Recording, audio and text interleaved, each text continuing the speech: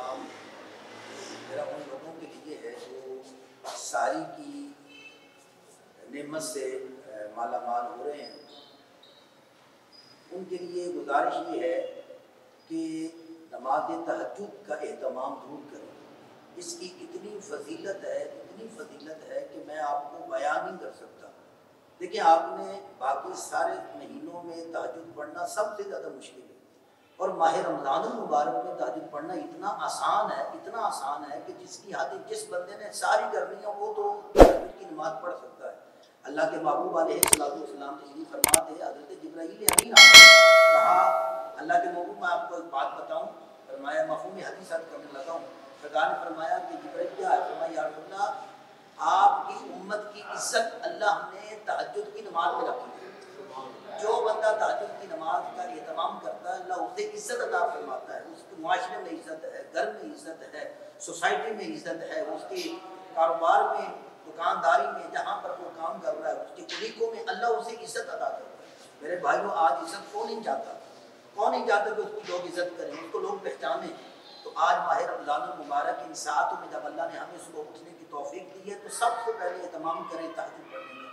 اور میں آپ کو یہی آپ کو درخواست کروں گا اور آپ کو مشورہ دوں گا کہ سب سے پہلے تہجد جب شروع کریں 2 نفل سے شروع کریں، پھر آہستہ آہستہ اس کو بڑھاتے جائیں تاکہ یہ پختگی جو ہو جائے. سرکار نے فرمایا نفلی عمل میں سب سے بہترین عمل وہ ہے جو ہمیشگی سے ہو. یہ نہیں کہ آپ 4 دن پڑھیں اور بعد میں پڑھیں نہ، 2 پڑھیں روز، پھر آہستہ آہستہ بڑھاتے جائیں اور پھر اللہ تعالیٰ اس میں آپ کو پھر چہرے کا نور عطا فرمائے گا. ایسا نور ہوگا کہ جو لوگ دیکھ کر کہیں گے کہ کیا. سرکار نے فرمایا کہ اگر بہترین لوگ وہ ہیں جن کے چہرے کو دیکھو تو خدا یاد آ جائے. تو اس لیے میرے بھائیوں تہجد کی نماز کا بھی اہتمام کرو. اور پھر وہ نوجوان جو اس ماہ رمضان میں روزہ رکھتے ہیں سارا موبائل سے لگے رہتے ہیں. خدا کے لیے اپنے آپ کو موبائلوں سے محفوظ کرو.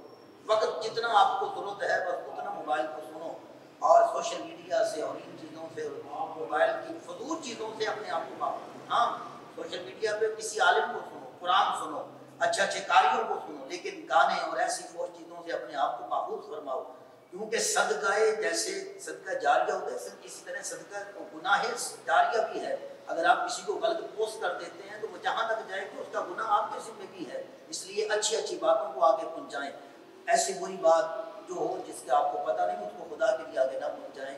اللہ تعالیٰ ان مبارک لمحات کو ہم سب کے لیے مزید برکتوں والا بنائے. السلام علیکم ورحمۃ اللہ.